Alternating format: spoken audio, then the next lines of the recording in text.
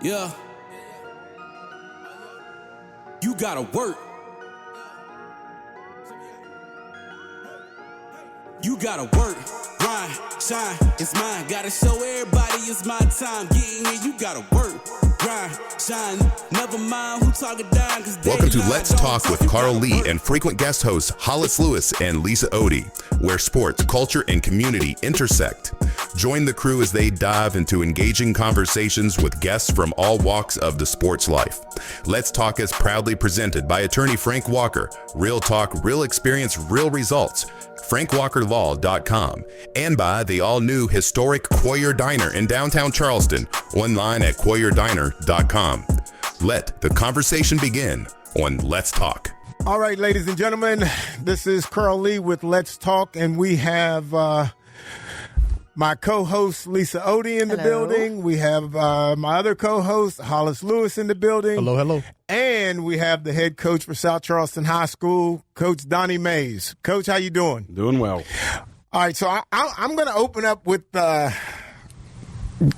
you give us a kind of a viewpoint of where you kind of feel you are right now with South Charleston as a football program, and how, you know, and maybe a little bit more about the progress of moving forward? Yeah, first of all, when we met with the team the very first day, we talked about this is going to be a war, not a battle. Right. So we kind of adopted the name War Eagles. We're the Black Eagles, but we're going to, hashtag War Eagle everything. So it's about the long term. It's not about the short term. It's about building. And we talked to the seniors about laying a proper foundation. So what we tried to do was improve in every category, whether it be wins or losses, which we did that. It's not to our standard, but we did what we wanted to do as far as like improving that area. We scored more points this year than the last 3 years combined, and defensively we performed at a level where statistically it was improvement over the last 3 years. So like we looked at that stuff.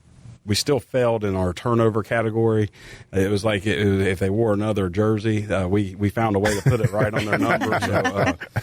So quarterback play was a little tough at times. We went through 4 different quarterbacks, and as Hollis knows, that position is so integral to your success. And particularly the offense and the style of play that you want to play. Having that good quarterback is vital. So, like, just being in a position where you've had you had ultimate success at South Charleston prior. We won a championship. You had great success at Hurricane. You've always been on a part of a winning program, or at least teetering. So coming to this, and I don't think you've had a season like this maybe in your career. It's been a long time since you had this sort of. We had a couple years where it was like 4 and 6 or something like that. But I think perspective is the big thing. Some people will schedule themselves into the playoffs. I mean, when you look at what you have, if you I don't call out anybody. That's not who I am. But if you look at the playoffs and you look at teams that might be 10-0 or something like that, and they're getting an 8 or 9 seed. Those are teams that you're probably looking at like maybe they're just scheduling their way in, but there are also a lot of things that go into play too, like where we did the recalculating of classifications and all that stuff too. So they might have got stuck with that schedule. So, but you can see that as a coach. I mean, and one of the big things is that you want your kids to play good teams. It only makes you better. Unfortunately, sometimes people locally will not play you, and it forces you to do things that's out of your comfort zone. We signed a 4-year contract when I was at South Charleston and took on a 4A Johnson Central team for 4 straight years, and they beat us every single year. That school from Kentucky. Remember that school from Kentucky? And then when I was at Hurricane, we couldn't find a 10th game. And before I say what I'm going to say, we played DeWitt, Michigan. We had to go 6.5 hours up. Went up there, lost 70-63, had the ball to tie it to go in, at the end. But we got right back on the bus and went home. But the point that I'm trying to make is it's so important for these kids to be able to play 10 football games. So we're going to find anyone that wants to play a 10th game, and we're going to make sure that our kids do it, because we were part of this COVID time. Yeah. We were part where we were fighting for these kids to play the game of football and be allowed to play more than 1 or 2 games. And I stand by that. I mean, like, I know that some people didn't do that. They might not have been in the coaching profession then, and they're getting into it now, and they will duck and dodge all these games being offered out there. But the reality of the situation is these kids deserve an opportunity to play 10 games, so we'll play about anybody. But we also want to play within our class. I mean, I think it's fair for our kids at South Charleston, and you know, and you can say the same thing for other local schools, to play people in their class. Playing up sometimes is not a benefit. And it's not a benefit for a 4A school to play a 3A school, because they get no strength of schedule points. So it is what it is. So sometimes, yes, we will end up being, 4-6 or whatever, but we played such a tough schedule that we would end up getting to the playoffs. I think this is probably the worst record that we've ever had. But if it's all about perspective, for me, it was not the standard. 2-8 is not the standard, but for a lot of people going back to South Charleston, they saw improvement, and parents were like elated that we were improving. So like, it's all about a mindset of perspective. Now is that the sell? Because again, we don't recruit, and we don't do that, but you have with transfer rules and everything like that. So when you're talking to kids, or you're talking to their parents, and you're saying like, look, we've had constant improvement in all these areas, we're willing to go play X schools. Is that the sale to the kids who are trying to come to South Charleston? You really, in today's world, you don't have to talk to any parent. You don't have to say anything. You do your job, and we also, like, the other thing is too, we've got 5 scholarship offers already, and 2 of them are Division 1A on a 2-8 football team. So it's about making sure that these kids are getting an extra opportunity. We are going to go above and beyond. I mean, my position coaches grab up some of their guys and go travel to the University of Virginia, just like Saturday, to go watch a UVA play, but have a kid being on campus in the facility with their head coach, and as an invite. And then, we had a couple get offered from Akron. So, like, I think that it's important that we expand who we are, and the parents see that stuff. Like, I don't need to call a parent. Like, that's not even in my vocabulary. They see that stuff, and they want the best opportunity for their kid. That's what's going on with your transfer portal, which is, we didn't set that rule.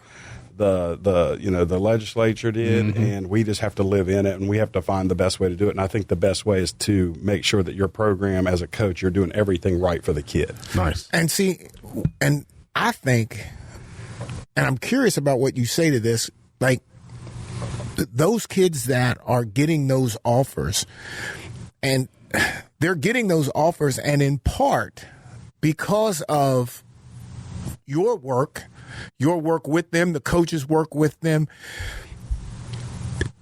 Is that something that you put out that people are aware of? Like, just the general public, are they aware of these kids that are getting these offers?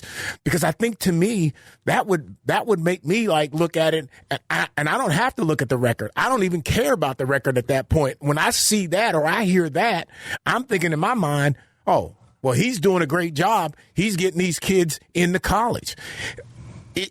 Are you in that space of wanting that information to get out? Personally, I get a lot of my assistant coaches saying I need to put out more. But the reality of the situation is we have people who run our social media on the staff, and they do that stuff, because I'm not that guy. I'm not a social media guy. I don't really sit in there and do all that stuff, but like Coach Canada does, and he'll put out graphics and stuff like that. And literally, I hired an offensive line coach from the state of Florida who's a friend of mine, who has also put a lot of kids in college. So he and I kind of sat down, and he said, all right, make a list of all the schools that you have put kids into, and I'm going to make a list, and then let's compile our list and see what we have. And That's pinned at the top of our Twitter or whatever they call it, X page or whatever, because I think that is important, because it's not just about going to West Virginia or Marshall. It's about where can they be. And right now, you have Zyke Lawton playing at Sam Houston State. Mm-hmm. So, it's about making sure that these kids have opportunities outside of just being an in-state kid. Yeah. So, Coach, I want to ask you: 'tis the season for the playoffs, correct? So we have the high school playoffs, looming in the near future. And I was just kind of glancing at the brackets today, and I just wanted to throw some examples out at you and see what you thought. And you kind of touched on this a minute ago, but we'll go back to this. So I was looking at Quad A, and you've got a number 16 Buckhannon Upshur team going to Morgantown. Buckhannon Upshur has a 2-8 record. Morgantown has 9-1, so it's 16 against 1. I looked at AAA, similar. You've got a Robert C. Byrd going to Fairmont Senior. They're 5-5, facing an 8-2 opponent. AA, 4-6 Lincoln's going to 9-1 Independence, and you've also got in Single A. This was the probably example, the point I'm trying to get at. Man's at 3-7, facing a 10-0 Wahama. In your opinion, what do you think about the number of games that are in place for each classification? Do you think there's enough, too many? Do you think it needs to be tweaked? As in games played for the season? Yes. Well, no, I meant like for the playoffs. Wins or losses. Well, like is there too many playoff seeds? Are there too many playoff seeds is what I'm saying, like 16? I actually think that we're on point right now with four classes. And the reason I say four classes, I used to be like, shoot, our state's not large enough, we should have 2 or whatever. But yeah. I think I've kind of come to the realization that the more opportunities that kids have, but the better it is. But Yeah. I think that what needs to be done, instead of looking at, we used to do it this way, instead of having like cutoff points of like students or whatever, you can equal this thing out and say the first 20.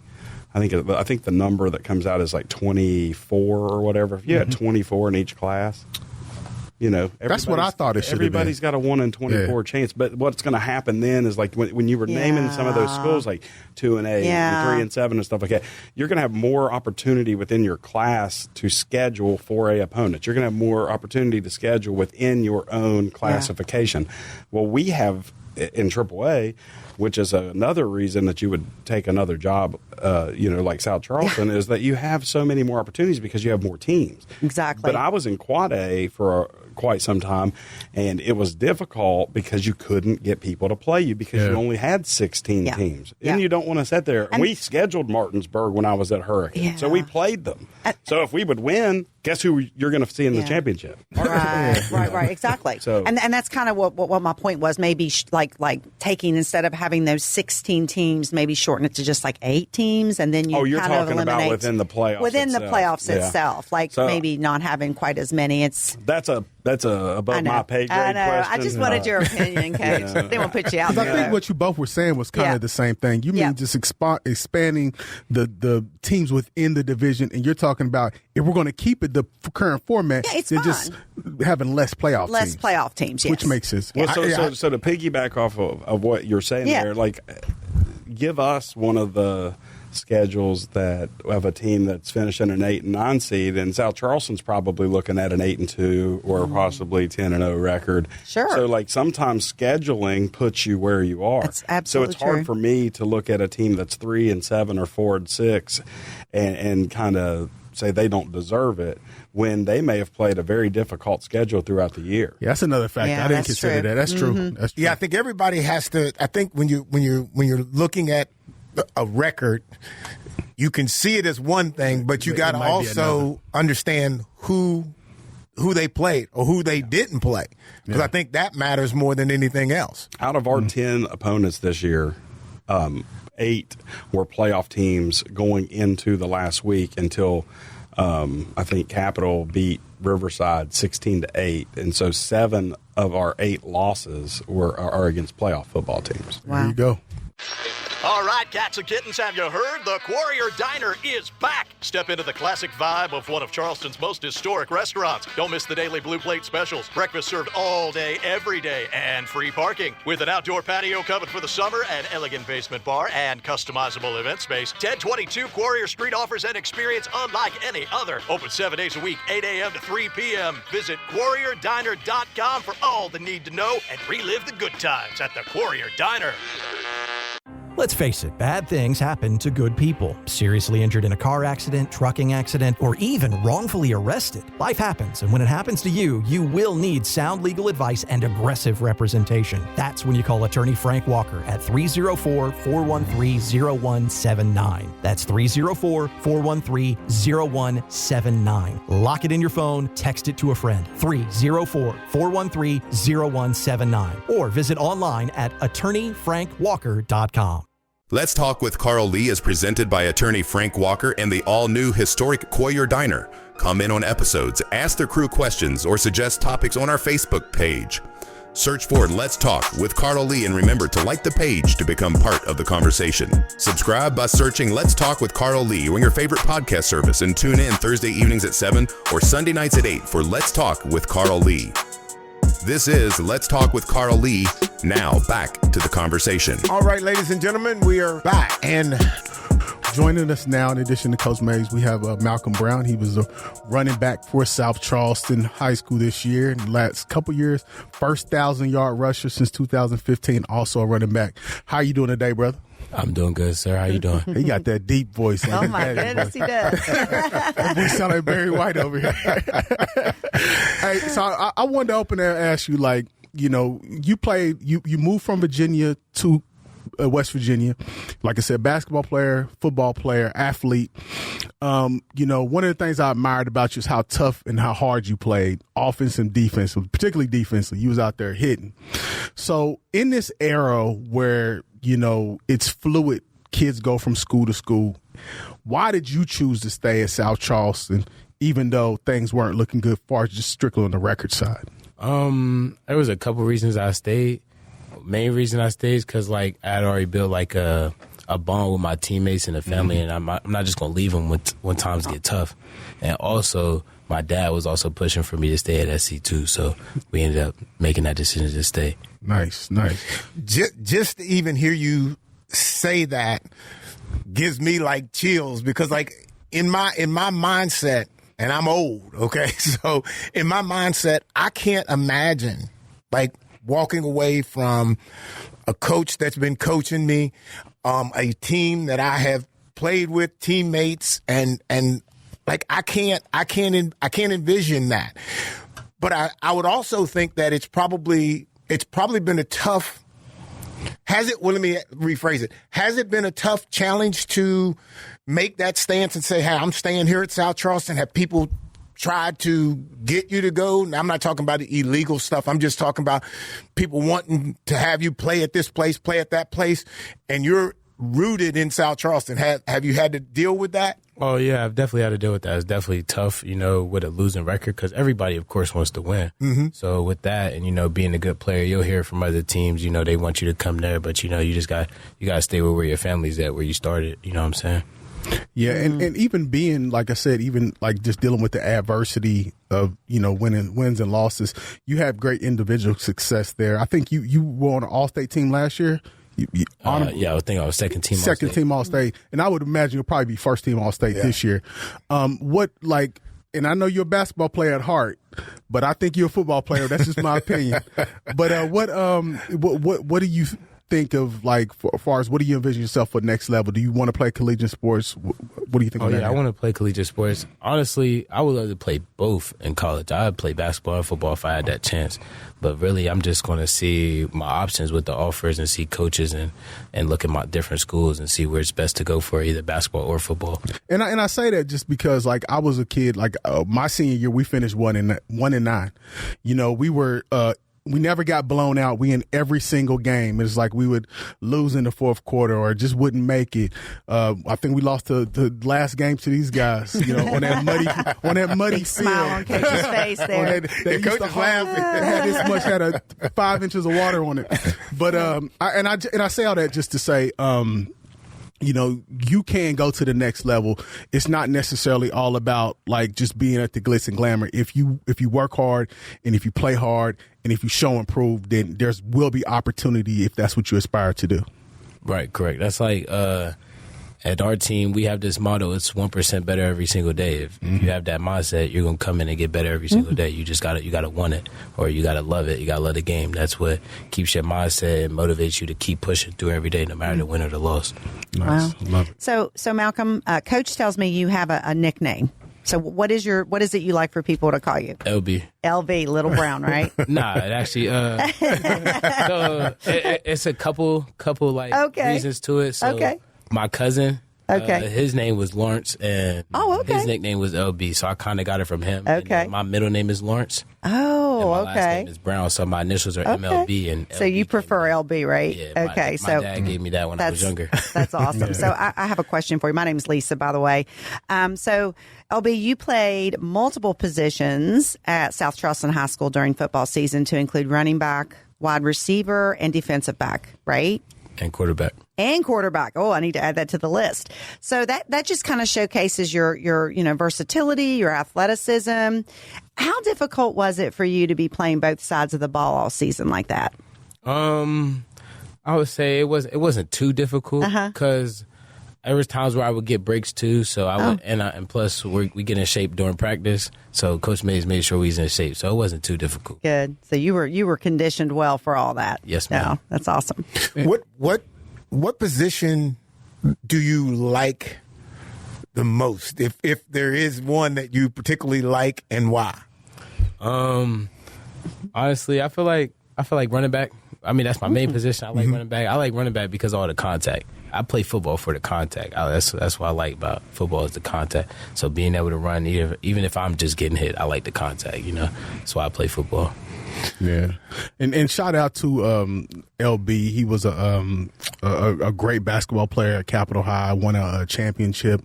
Played at Virginia Union. Was an awesome kid. So shout out and RP to him. Now, as far as what would be your message to kids like entering schools and they're just looking to transfer from, they just want to go to the team that's winning. Like, what would be your message to them as far as like staying down where you at, representing your community and playing hard through that? I would say trust the process, trust your team, and trust your coach, most importantly. And like, I know coaches aren't recruiting the whole team for winning. They're recruiting you. So you don't necessarily have to move to the winning team just because they're winning. You can turn your team into a winning team. In practice, if y'all work hard, come together, play as a team, you could turn that team into a winning team. You don't necessarily got to move to the better team. And I'll say this, and I'm not just saying this because you're here. I watched a lot of high school football over the last 2 or 3 years, and I don't know if I've seen a kid play harder than you. And I mean special teams, offense, defense, whether you're playing wide receiver, running back, linebacker, whatever. So I think that's a testament to like your mentality. But I also think to that point that you just made, you're going to stand out if you play hard, if you go hard, no matter what, the win or loss record is. Correct. And to follow up on that, as a former player and who I didn't have no offensive skills, so that I played offense, but I didn't have the offensive skill set like you have. But you can't golf either. But you and the Packers are gonna get fired again. I the thing that I like about like you just sitting there, calm, collective, comfortable in being who you are and what you are. I wonder if you've ever actually had a chance to sit and evaluate actually like how good you are and how great you want to be. Because I think that's a critical thing when you are good. Okay, there is a space in there. Okay, and I'm giving you this real life now. Okay, like there's a place in there where you have to try to figure out, like, where am I going? How great am I going to be? Because if you can't say it to yourself, because there's no shyness in that. There's a place in there where you have to think to yourself and know, man, I'm going there. And when I went to Marshall was not the Marshall that you would think it was today. Marshall would have been like, that's just where you fail. You know, you just ended up there because they weren't very good. I might have won 3 games per season my entire 4 years there. But I played. And the coaches that I had were hard. They were yelling, they were screaming, they were cussing, and they made you give everything. I feel like I'm looking at somebody that has that same kind of drive in them. Because you're comfortable, you're calm, it's not excited, but you're on the field. Coach, I'm thinking he's a leader probably. He's trying to get every single yard, and there's something to that. There's something to that you have to recognize about yourself, that your greatness is in you. See, on what topic you said, I never really thought about how good I am or stuff like that, because I know I'm good, I hear it, but I know I could be better. So that's what I chase for every single day, is to get better. So if I can get that extra yard with somebody on my back, I'm gonna push for that extra yard. That's just my type of mentality. I don't want somebody to feel like they're better than me. I want to go in there and I want to be the best player on that field or Absolutely. Or the court. That's just my mentality. And again, so we got basketball season coming up. So what can we expect from the Black Eagles this hoop season? We lost pretty much our whole starting 5, but I still think we got a chance to compete with any team in the Valley. You know, I feel like we're going to be a small team, but we're going to be aggressive and a fast-paced team. We all play defense. We got some shooters on our team, so as long as we spread the court, get some penetration drives and kicks, we can beat teams. Yeah, I know you lost Rome. He's a Tech now. And are we still playing at the rec center? Because I know there was some issues last year as far as the lighting and stuff. I didn't know if the games were going to be moved back to South Charleston this year. Well, as far as I know, we still at the rec. We still at the practice today at the rec. Okay. All right. So, Coach, while we have you guys sitting here together in the same room, what was it like having him on the field every single game and knowing that, you know, he could make things happen for your team? I mean, just tell us about the kind of relationship you guys had whenever you were in football season. I always go back to everything from the beginning, like the very first time that you meet someone, the impact that they make upon you, the impression that they make upon you. He walks in, and I've got, I think it was like 70-some kids, because some of those guys show up and they don't play. Right. But 70-some kids, and like, who stands out? And he walked right up and shook my hand and then went over and sat down. So, like, I think that there was a real hunger. And I'm not going to sit here and pat myself on the back, because I'm going to tell you, my coaches, I think they did a great job of coaching. Mm-hmm. And I think that LB would admit that there was a hunger for these guys to be coached, but to be coached really hard, like Coach was talking about. Like, so like it was a little different. Like we went at the kids a little differently than I've ever been, because I see the potential. I see it all, and it started with him. Like, he was one of the captains that was picked within the coaching group, and wow. and the leadership that he had on the football field. Now, you know, with every leader, you know, they have their own personality, and he's the guy that can make a locker room crack up laughing too. So that's great. That's the best kind of leadership. Actually, you always need stuff like that. Yes, you do. But sometimes, you know, we'd have to have that conversation. There's like time and place, and then he's the guy that would go, I understand. Yeah. You know, so but what I loved about him, just as a person, is just like the maturation. You can see it in him, and how he responds with adults versus how he is with his his peers. Mm-hmm. But when he gets on the football field, he hits a different switch. He flips the key to another level where I was so impressed we were learning football in our first 2 scrimmages, and I was like, man, are we going to score a touchdown? Like, it was killing me in my head. But when we go and open up our first football game, and I see number 1 with about 8 guys on his back, and he's carrying that load down the field, and I'm just like, okay. So, like, then that's the expectation. Right. So, hey, it better take 9 to bring you down the next day. So, like, those are the things that we would challenge the kids with in the film room, and we spent a lot of time going over stuff like this, like, how, like, we taught. He's a natural, okay? But, like, there are coaching points that can make you better, and he took to it. Just like when we ran inside zone of where he needs to be chasing, like the guy that he needs to be chasing and how he needs to get his eyes to the point of a contact so he can read the gap that's going to come open and how the backers are flowing. And he naturally grabbed that, because you see so many kids, I see it all the time in middle school football, I see it even in high school football, teams run an inside zone and they want to bounce it out the front side of the play, and what is the first thing that comes out of yellow hanky from the official because of the way the right tackle or left tackle is being taught to be blocked on the front side. He was a kid that trusted the process, would press the hole, get vertical through it, and even though if a linebacker would meet him at 3 yards, that linebacker is not bringing him down by himself. See, I like this geeky football talk. That's right up my alley. Because what pains me the most in watching high school running backs is that what I think they don't realize is that you run with your eyes. It is not how fast you are. It's not even how quick you are. If you could be just an average, you have just average speed. But if you got elite vision, you're going to find the hole and you're going to hit it before it becomes open. And that's the mark of a good running back versus a great running back. Because I see a lot of kids, even at the high school, or even seniors, all they do is get the ball and just try to outrun everybody. And eventually it's not going to work until your point it causes penalties.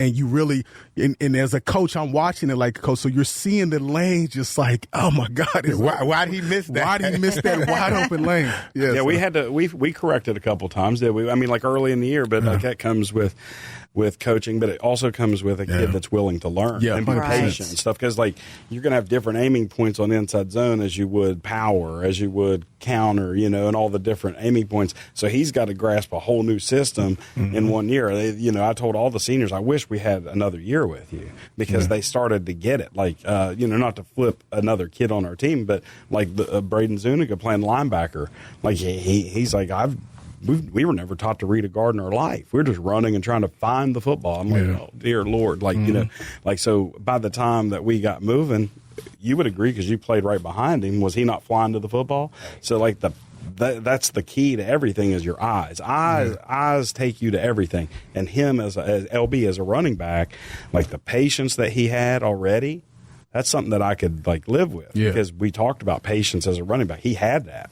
That was his thing. Now he's getting to play with his eyes a little bit, and we were getting on those linemen, getting hat for hat. And I challenged the offensive linemen. There were locals, but people in other communities just saying that offense, it doesn't matter what we do, the offensive line is not going to be good. And they did a good job of blocking for him, because they were going against 8 and 9 man fronts. I don't think people realize how critical that is. We only have 5 linemen plus a tight end, so that's 6 hats that can block 6. A quarterback can carry out a fake and maybe hold that 7th guy, but there's another guy that's an unblocked defender right there. So then when people figured out, hey, I said it one time after the ball game after we got beat, I was like, everybody knows the blueprint to beat us right now is go cover 0 and just bring the extra hat in the ball game and try to tackle him. But the biggest problem was, we struggled in the passing game. Yeah. So they're going to get the extra hat down in the box. But I challenge anybody, and any sports writer that's listening to this, like this kid's a first-team All-Stater. He's probably, even with a 2-8 record, in my book, a captain-type material. But at the same time, like, he will not go down by one man. No. He was patient. He learned how to play the game of football. So when college coaches call and ask me questions, it's a real simple sell to them. Let me ask you this too, because I coached with you for a few years, and what I always was impressed by your coaching ability was your ability to learn.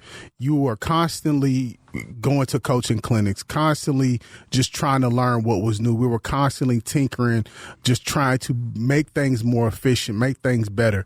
Can you just talk about just like being a coach and the education, continual education that has to happen? Yeah, in the most underpaid position in the history of West Virginia high school sports. It's ridiculous. Yeah, it really is. That is true. You're preaching to the choir spend here, our Coach. own We money know. constantly to go Yeah. get better. Yeah, because we're going to camp, we're going to coaching clinics all over the country. But to me, like at the end of the day, it would be nice to be paid a little bit more, but it's never about the money. It's always about the relationships that we build with the kids. But that's really, like, football's football. You get a lot of people out here saying, like, they need to run better plays and stuff like that. No, football's football at the end of the day. As long as you can get a hat for a hat and you can get your guy to be patient and get vertical through a hole or whatever play you're running, like, football's football. Like, what you need is that team cohesiveness, that bonding, that culture. Like, that's the big thing. That's the biggest thing in any locker room is culture. You can run a midget league offense as long as you have culture. So what we tried to bring to the kids is our culture is going to be tough. We're going to be hard on you. We're going to we're going to yell at you, and we're probably going to get a little bit upset at you. But at the end of the day, when you walk off that football field, we're going to tell you why we love you and how we can get better, because we want to see you be successful. So our success is being driven through these young men, and there's nothing more prevalent to a kid than winning a football game. And I'll never forget the Hail Mary at Ripley. Yeah. Like, it's like forever ingrained in me. And I promise you, Coach Mays ran a 4.240 on that day to get down to the end zone, to get to that official to tell him he caught the ball, because that game there were so many flags. I mean, I think they were just falling out of the sky.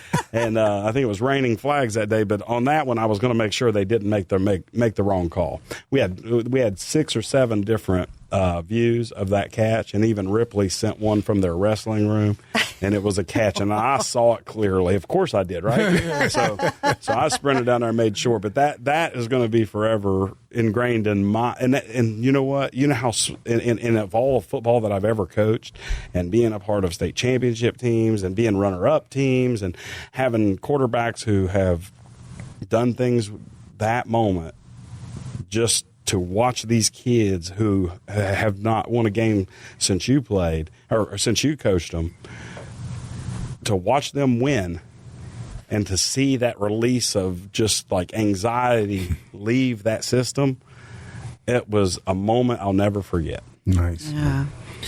And I can relate to that with state. Just trying, once I got down at West Virginia State, one of the things that was the challenge was to win, to win a game. And I'd even say that it's probably even bigger for the players to when they realize that they're going to win that game and they haven't won in a long time. Sure. That's probably the greatest moment, I think, for the coach, to watch the players be excited over that. 100%. Just seeing them and the parents, yes, and the students who came to watch them, and the band, the cheerleaders, all the people who show up to the game, and just to see the excitement. We as coaches, we step away. It is a lonely world, guys. It is a lonely world. You've got everybody and their brother out there on social media telling you how you can do something better.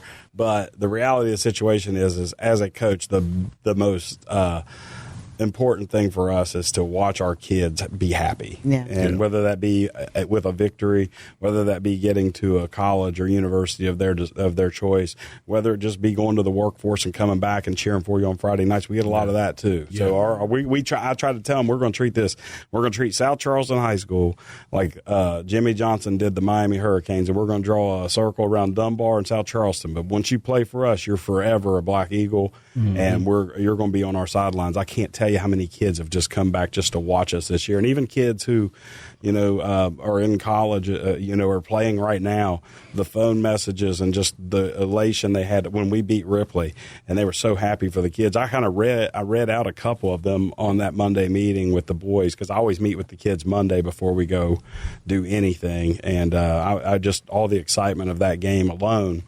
it helped us become a better unit. It helped our culture.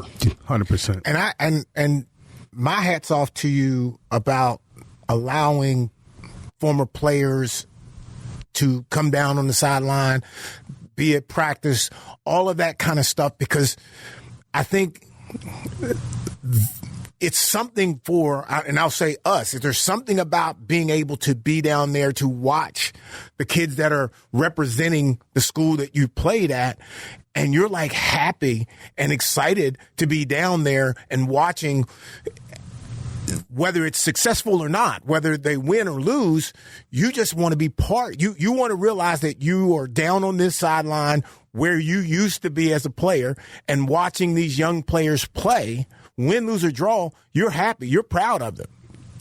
And I think that's the biggest thing for, I think, anybody who, quote, is an alumni player for South Charleston. If you're able to get on that sideline, a coach is letting you on the sideline, letting you be that personal to his team, man, I think that's the greatest thing going. That's the relationship part of it. But the second part of it is it also puts a little bit of pressure on the kid who's wearing the number that guy may have worn. and like that's we talked about that at the beginning of the year. You had to earn your number. Like, you remember that? And then I gave out certain numbers to kids. Like, he wore the number 1 for a reason.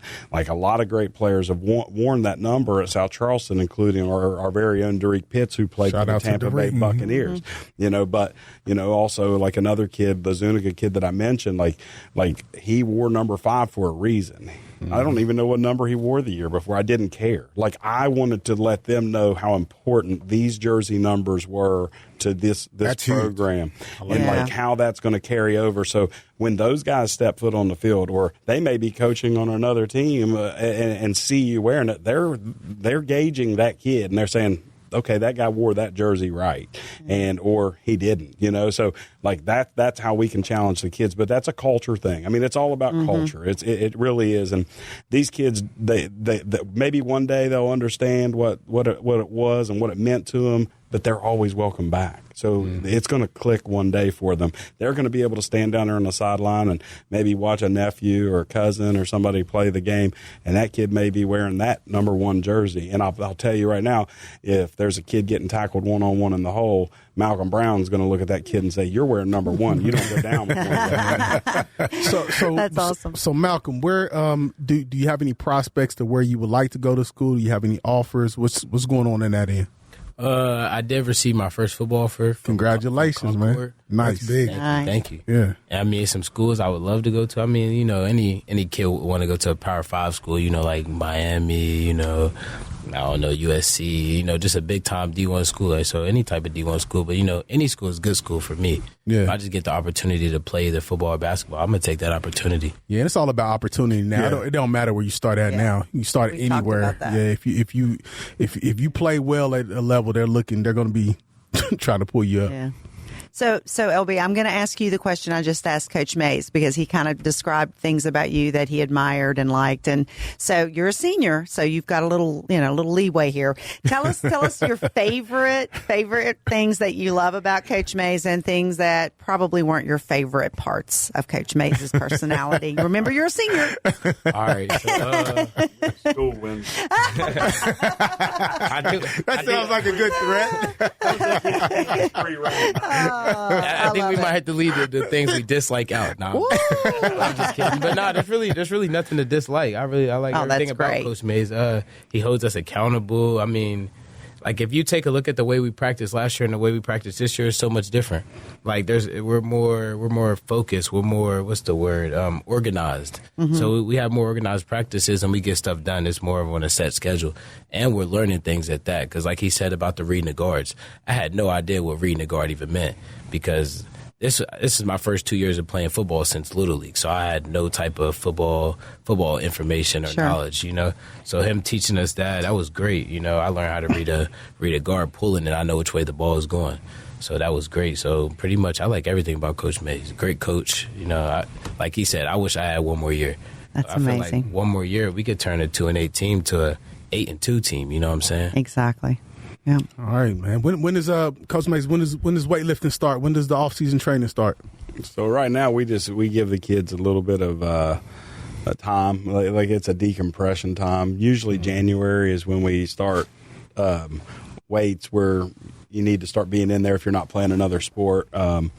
But right now we're just going to take a few weeks, and I have a couple coaches that'll leave the weight room open for them so they can get in there and get some free lifts in to get some acclimation going. Mm-hmm. But you know, I've got some plans to make our place a lot better, and getting the right people in place is very important to me. And like, once again, that'll build just more of our culture. So that's the side that I feel like our program is going to take steps forward in, is in the off-season program. You know, he said it. You can tell when a team's out of shape if game 1 or game 2 or even like late in the season, kids are cramping up everywhere.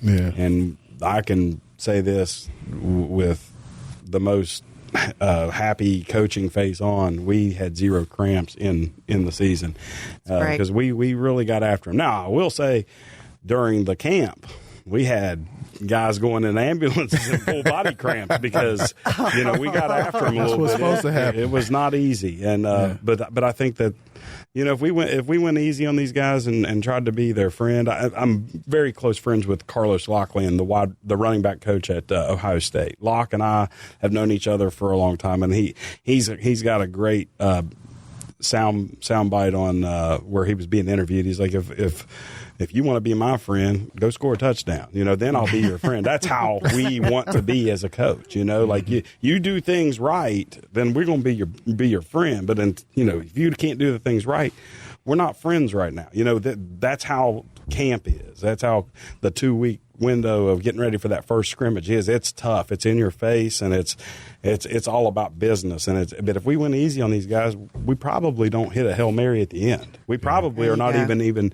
remotely in the game. We probably don't score the touchdowns that we did this year.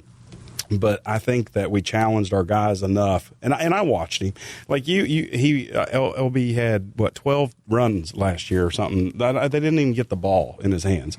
So like when you're breaking down your film and you're watching each kid, I'm like, that's a kid that's got to touch the football. Yeah. And I think you had 177 touches this year, just as a running back, or taking off with the quarterback, you know, and then I can't count how many times he had punt or kick returns, but he also had some. How many catches did you have? It was like 12 or 13 catches for 188 yards and a touchdown or 2. But as a coach, it's our job to get the ball to the right players. Yeah. And that camp, you can figure out a lot of things, because the guys who want to back down a little bit or step aside, and they're just like, you know, this is too tough. The guys that step forward, that's him.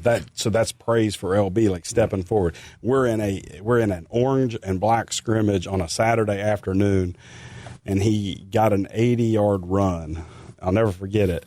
And kids are cramping and trying to get off the field, and I'm grabbing them and throwing them up and just trying to be, not him, but other kids, and trying to get them just get set and let's go. Like we're just trying to go as hard and fast as we can, because it's that mentality. Yeah. And eventually it just took over, and it was contagious. And I'm so blessed. We had 0 cramps, and and if we ever have a cramp on the football field, the whole team's going to pay on that Monday, because they're not working themselves hard enough. Well, Coach, like I said, man, we appreciate you. And you know, it's just like, when the Valley is good in football, basketball, baseball, and I'm talking about Kanawha Valley, Kanawha County, the state is good in football, baseball. It's just it's something that when we got our GWs and Capitals and South Charleston and Riverside, and everybody's competing, it just makes the whole state better. So I just look forward to the next couple years where we get back on track, not only at South Charleston, but just around the Valley. All right. Well, Coach, we appreciate you guys being here, and wish Shelby the best of luck, whatever school he pursues. Oh, and I have a question for LB. It's kind of like, so you watch NFL football, correct? Yeah. Okay. So who is your favorite pro football team and why is it the Packers? Oh, Lord. Wait, why is it not the Packers? Hold on, why is it not? We got to cut that out of the other show. No, we do not like the Packers I'm making over a here. joke. There you go. There you go. So who do you like? Oh, we like the Cowboys over here. That went no better. Hey, Go ahead and get his mic. Just because we had a couple rough seasons, My husband and you would get along great. I know You guys we got to could talk watch rings games here. Hey, together. I might not have seen any championships, but we got to talk rings here. Oh boy! There you go. He's a glutton for punishment. We just got to take a look at the guys in purple and watch them a little bit, and you might like them. I'm just saying. I don't know. See, don't go to that the blue dark look good. side. That star still look good. And I know it does. But that purple, man, you can't beat that purple. So I don't want to, again, I don't want to end this on a somber note, but I think we have to address it. You know, recently we had, speaking of the Cowboys, as Marcel Nealon. I don't want to mispronounce his name. It's Marshawn Keeneland. Excuse me, I did pronounce his name. But he suicided, and I think it's just an important talking point that when we're talking about athletics, we often overlook the mental health side of that, and particularly, and it's not just revolving around CTE and different things of that nature. I think it's a pathology in which we spend our whole lives doing something, prepping something, dreaming about something. And whether that ends in high school or college or even ends in the pros, oftentimes that can wreak havoc on our mental health. So I just want to encourage all athletes out there to not only do what you do athletically, love your sport, but also have a variety of interests, have other things that you're interested in. And also don't let the machoism, particularly in male sports, deter you from seeking help that you may need to deal with any mental health issues that are plaguing you. So there's avenues. There's 988. There's the West Virginia helpline. The 988 is a national line. So anywhere you are in the country, you can call that if you need to talk to somebody, talk to your parents, talk to a counselor. Like I said, if you're feeling any sort of issues that you can't control what's going on mentally, please take the time to address it. Scripture as well. I mean, you can't. Thank you. And we put FCA with our football program, and I try to, as much as I can, give some type of word throughout the week for the kids, because we all have a purpose here that we're trying to serve, and if we lose track of that focus, that unfortunately things like that happen. So as long as we keep our faith first, I think that a lot of times those things will take care of themselves. And I think too, in closing out, the awareness of that player who might not be aware that he or she is in that place. I think the awareness from the coaching staff, from the teammates, from maybe even from parents or whatever, seeing where that child is, or because I can remember a young man who played in Minnesota, and he was an amazing player, and he just had a ton of issues, and it was just kind of overlooked.